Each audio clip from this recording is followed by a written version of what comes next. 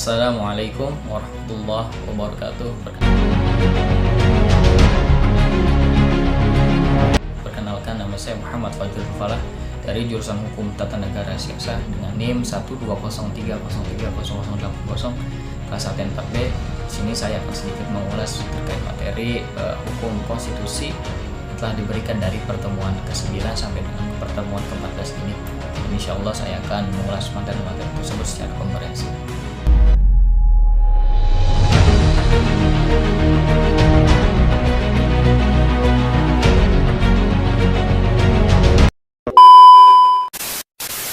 Baik, untuk pertemuan pertama yang akan saya bahas adalah pertemuan ke-9 yang mana membahas tentang faktor-faktor daya ikat sebuah konstitusi. Kita tahu bahwasanya faktor-faktor daya ikat sebuah konstitusi ini dapat dikategorikan sebagai bagian yang penting yang menjadi penentu di dalam pelaksanaan sebuah konstitusi. Di dalam penjelasan kali ini terdapat sedikitnya 3 faktor yang dapat mempengaruhi daya ikat sebuah konstitusi di dalam kehidupan bermasyarakat, berbangsa, maupun bernegara. Faktor-faktor tersebut diantaranya yang pertama itu adalah hukum, politik, dan juga moral. Nah, meningkat ke pertemuan selanjutnya itu pertemuan ke-10 yang mana membahas tentang konstitusi, konstitusionalisme, dan negara. Di dalam pembahasan kali ini terdapat penjelasan mengenai definisi ketiganya. Kemudian juga terdapat penjelasan mengenai urgensi atau pentingnya konstitusi. Yang kita tahu tujuan dari pentingnya konstitusi diantara yang pertama sebagai pijakan berdirinya suatu negara, yang kedua sebagai acuan yang baku dan formal, dan yang ketiga konstitusi ini memuat hak-hak bagi warga negaranya. Nah, dan yang tidak ketinggalan terkait di pertemuan ini adalah terdapat penjelasan para sarjana hukum terkait konstitusionalisme seperti halnya Ramlan Subekti, Jimny Sidiki, dan lain sebagainya. Meningkat ke pertemuan selanjutnya yaitu pertemuan ke-11 yang membahas tentang konstitusi Madinah dan ketatanegaraan modern. Kita tahu bahwasanya Saifah Madinah ini atau yang biasa dikenal dengan sebutan konstitusi Madinah merupakan suatu pasal tertulis yang dibuat oleh Nabi Muhammad SAW untuk mengikat dan mengatur masyarakat Madinah.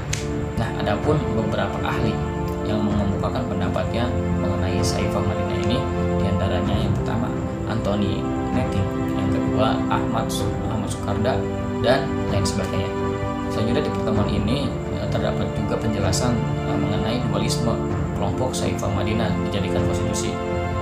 Dari dualisme kelompok tersebut ada kelompok-kelompok yang menerima dan ada pula yang menolak. Kelompok yang menerima berpendapat bahwasanya Piagam Madinah ini adalah sebuah konstitusi. Hal ini disebabkan karena telah memenuhi unsur sebagai sebuah konstitusi. Sedangkan kelompok yang menolak berpendapat bahwasanya Saifah Madinah atau konstitusi Madinah ini merupakan bukan konstitusi karena di dalamnya tidak terdapat regulasi mengenai pembagian kekuasaan. Nah, meningkat ke pertemuan selanjutnya yaitu pertemuan ke-12 yang membahas tentang konstitusi di Indonesia. Di dalamnya terdapat pembahasan mengenai sejarah yang begitu masif dan komprehensif. Hal ini ditandai dengan jejak historikal pengesahan konstitusi yang dilakukan oleh Panitia Persiapan Kemerdekaan Indonesia atau yang disingkat PPKI pada tanggal 18 Agustus 45, hingga pembahasan mengenai sejarah konstitusi Indonesia dari periode pertama sampai dengan periode keempat.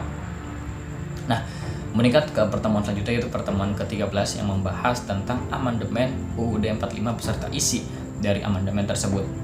Nah, amandemen UUD 45 ini dilakukan oleh MPR sebanyak 4 kali, yakni diantaranya yang pertama amandemen pertama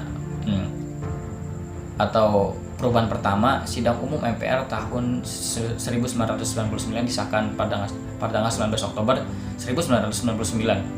Pada perubahan pertama ini memuat beberapa isi, salah satu diantaranya terkait perubahan. Sedikitnya terdapat 9 pasal ya yang diamandemen, yakni pasal 5 ayat 1, pasal 7, pasal 9, pasal 13 ayat 2, pasal 14, pasal 15, pasal 17 ayat 2 dan 3, pasal 20 dan pasal 21 1945. Perubahan kedua, sidang tahunan MPR disahkan tanggal 18 Agustus tahun 2000.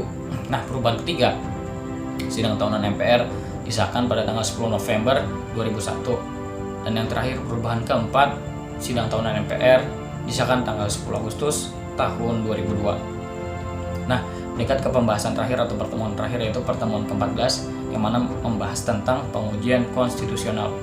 Pengujian konstitusional ini merupakan salah satu proses eksekutif dan legislatif yang ditinjau oleh badan yudikatif. Selain itu di dalamnya terdapat pula prosedur pengujian konstitusional. Adapun prosedur-prosedur yang ditentukannya sebagaimana kita tahu adalah judicial review atau pengujian konstitusional.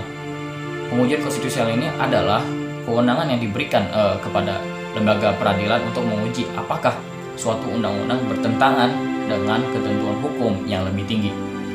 Nah, badan peradilan yang berwenang di Indonesia sebagaimana yang kita tahu adalah Mahkamah Konstitusi atau yang biasa kita kenal dengan sebutan MK. Nah, adapun tugas MK yang kita tahu adalah yang pertama menguji undang-undang terhadap undang-undang dasar. Yang kedua, memutus sengketa kewenangan lembaga negara, kewenangannya yang diberikan oleh undang-undang dasar.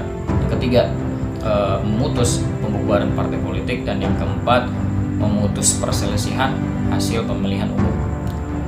Nah, tujuan judicial review ini memiliki tujuannya ini adalah tidak lain dan tidak bukan yang pertama itu untuk memastikan bahwasanya sistem demokrasi berfungsi dalam keseimbangan peran atau interaksi pemisahan kekuasaan legislatif, eksekutif, dan yudikatif. Dan yang kedua, melindungi setiap warga negara dari penyalahgunaan kekuasaan oleh lembaga negara untuk melemahkan hak-hak dasar yang dijamin oleh konstitusi. Nah, mungkin hanya itu yang dapat saya sampaikan terkait dengan review materi hukum konstitusi ini.